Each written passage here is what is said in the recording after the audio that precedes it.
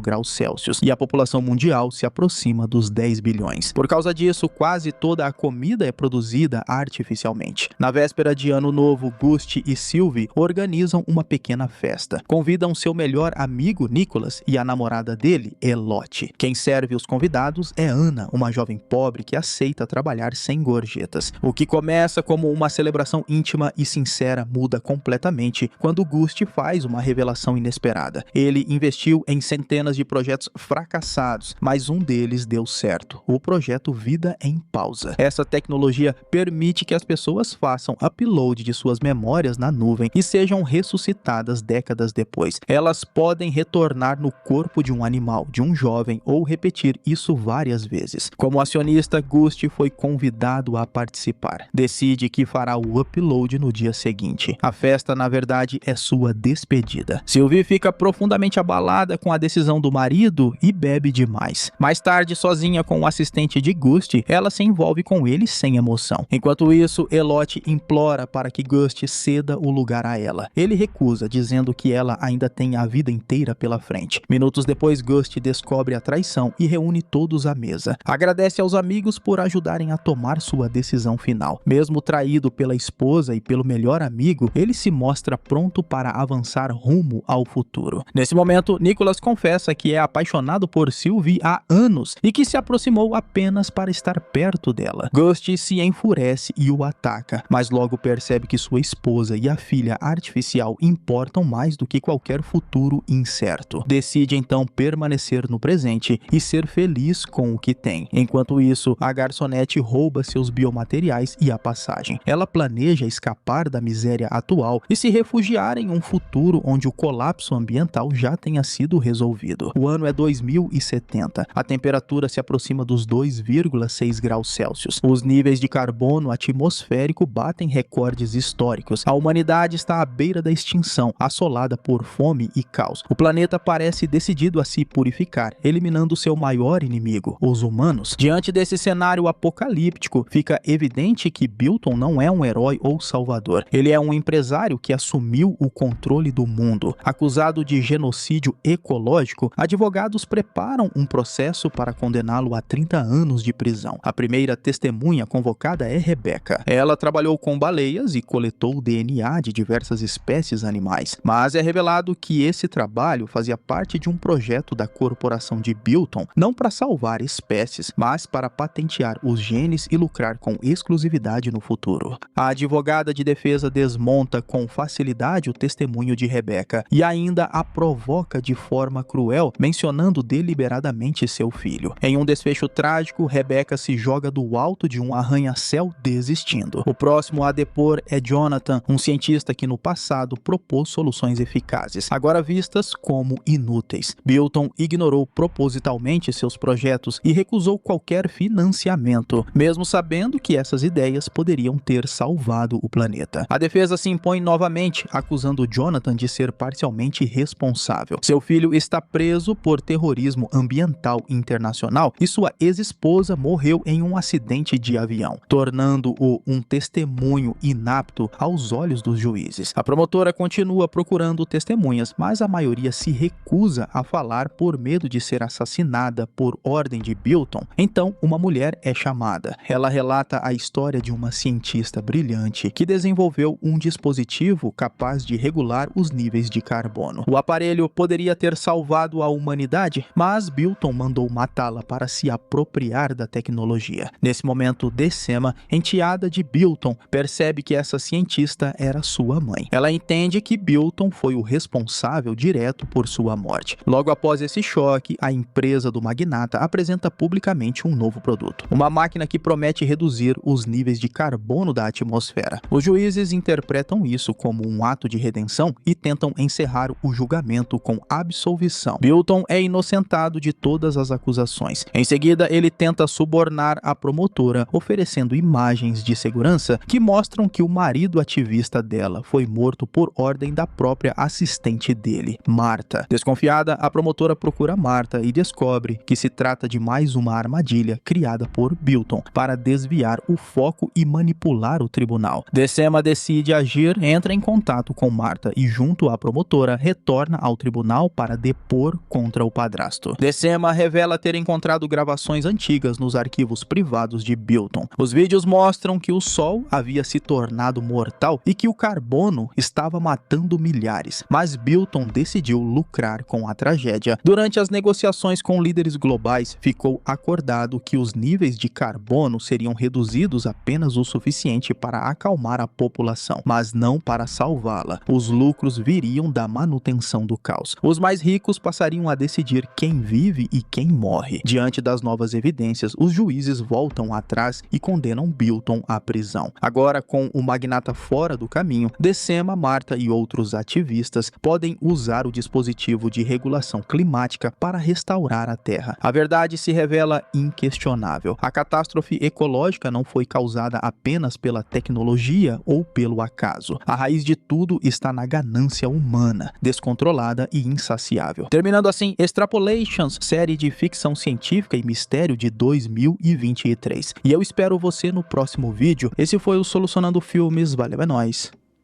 Fui.